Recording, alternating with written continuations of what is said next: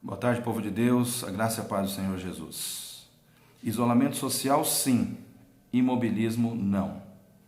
O que eu quero dizer com isso, queridos? Bom, eu quero primeiro ler ali o texto da palavra de Deus que se encontra em Romanos capítulo 12, versículo 1, que diz o seguinte: Rogo-vos pela compaixão de Deus, que apresenteis os vossos corpos em sacrifício vivo, santo e agradável a Deus, que é o vosso culto racional. E não vos conformeis com este mundo, mas transformai-vos pela renovação do vosso entendimento, para que possais experimentar a boa, agradável e perfeita vontade de Deus. Queridos, é maravilhoso quando nós olhamos para a descrição da vontade de Deus, a descrição da vontade do nosso Deus para as nossas vidas. Ela é boa, agradável e perfeita.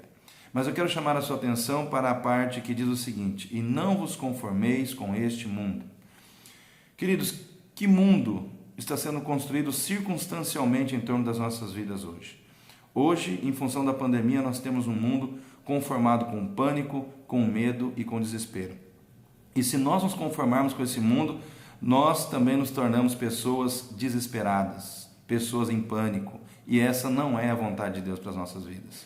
Queridos, eu penso que muitas pessoas estão caindo na armadilha de confundir isolamento social com imobilismo.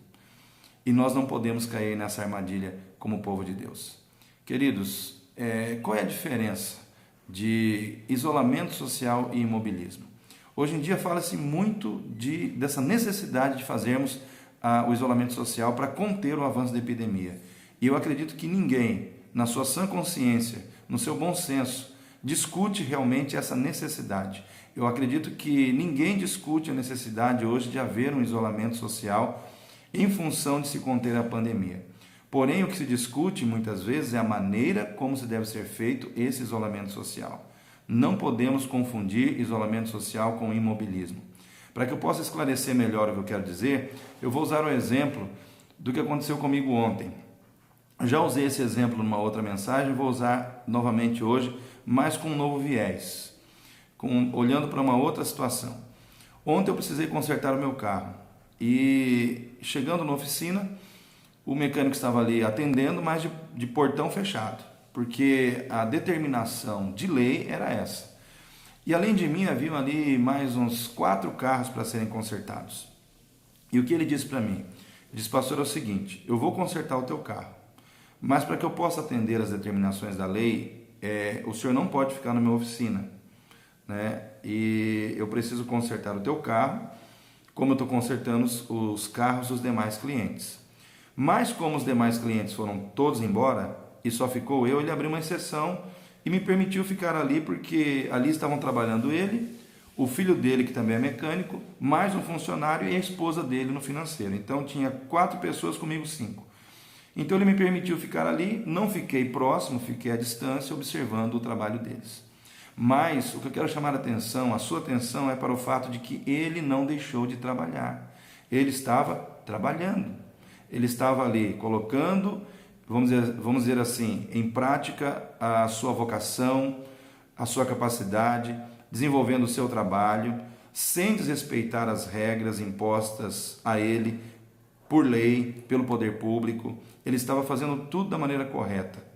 Ele estava ali servindo a si próprio, servindo aos seus clientes e servindo à sociedade de uma maneira geral.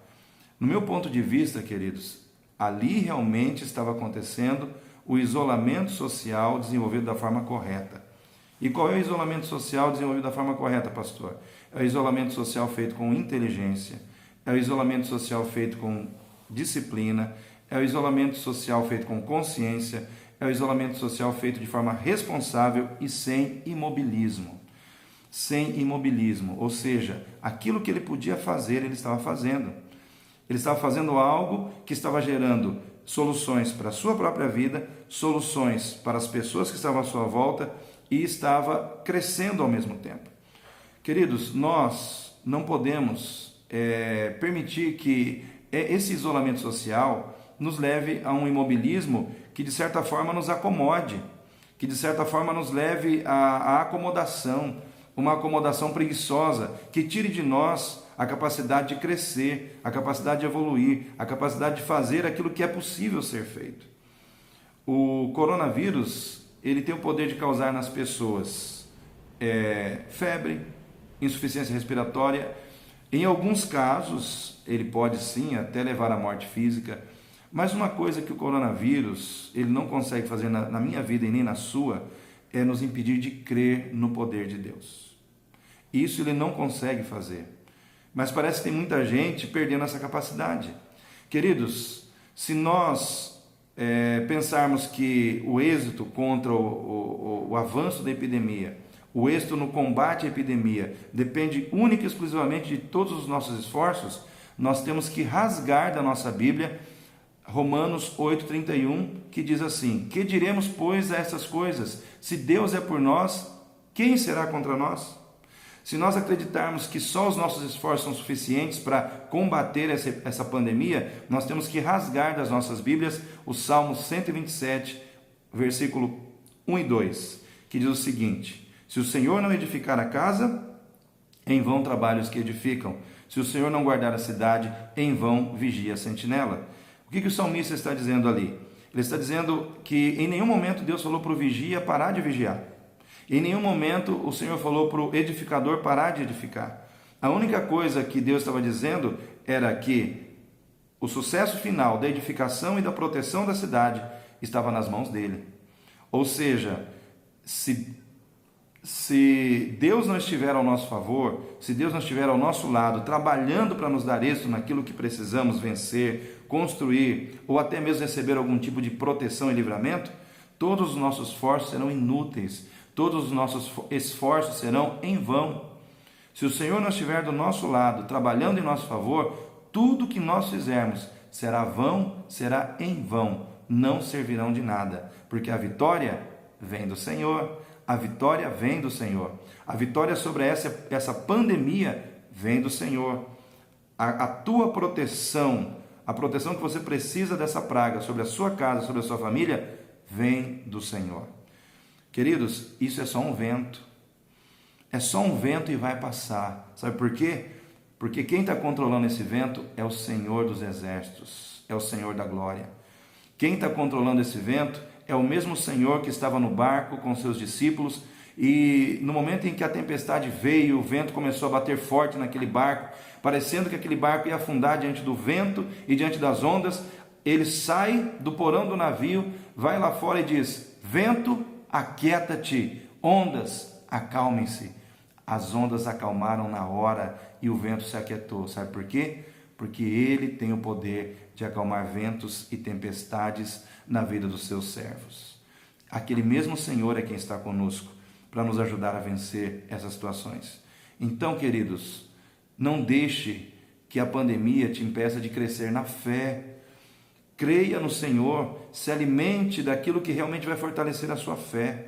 A pandemia, ela não pode impedir você de crescer. Primeiro, ela não pode impedir você de crer, mas ela também não pode impedir você de crescer. Só você pode impedir você de crescer. Queridos, quando nós lemos ali o texto que foi lido no início, Romanos capítulo 12, versículo 1, diz assim: transformai-vos pela renovação do vosso entendimento. O nosso crescimento, ele começa quando nós permitimos que a nossa mente seja renovada com aquilo que edifica, com aquilo que nos leva para uma situação de evolução, de crescimento, de aperfeiçoamento. Transformai-vos pela renovação da vossa mente, do vosso entendimento. Se você encher a sua mente com aquilo que te dá pavor, você vai se tornar uma pessoa apavorada. Se você encher a sua mente, seus pensamentos com aquilo que produz crescimento, você vai crescer. Por isso, eu olho para a palavra de Deus e vejo aqui um texto maravilhoso, lá em Colossenses 3, 1, 2 e 3, que diz assim: portanto, se já ressuscitastes com Cristo, buscai as coisas que são de cima, onde Cristo está assentado à destra de Deus. Pensai nas coisas que são de cima e não nas que são da terra, porque já estáis mortos e a vossa vida está escondida em Cristo, com Cristo em Deus. Olha só, pensai nas coisas que são de cima. O que a palavra de Deus está dizendo para mim e para você? Nós, como servos de Deus que queremos crescer e evoluir, nós temos que concentrar os nossos pensamentos no céu, nos valores do céu, nas bênçãos do céu, naquilo que é eterno, naquilo que é celestial. Sabe por quê, queridos? Quando nós concentramos as nossas mentes, o nosso pensamento no céu de Deus, o que acontece? Nós somos transferidos de uma atmosfera, de um mundo terreno que está corrompido pelo pecado, e somos levados a um mundo de valores nobres, de valores santos. Nós somos levados aos valores, a um reino de valores celestiais. E o reino o valor desse reino, os valores desse reino começam a entrar na nossa vida, de modo que nós começamos a vivenciar e a viver o céu na terra. Os valores do reino dos céus começam a entrar na nossa vida quando nós nos concentramos neles. De repente nós começamos a pensar como as pessoas do céu pensam. De repente nós começamos a falar como as pessoas do céu falam. A linguagem do céu começa a estar nos nossos lábios. O pensamento do céu começa a estar na nossa mente. E de repente a vida do céu começa a ser a vida que começa a se manifestar em nossas vidas aqui na terra. Queridos, a pandemia não pode nos impedir de crescer. Só nós mesmos podemos impedir o nosso crescimento. Vamos começar a crescer dentro desse momento de reclusão, desse momento de confinamento, pensando nas coisas que são do céu.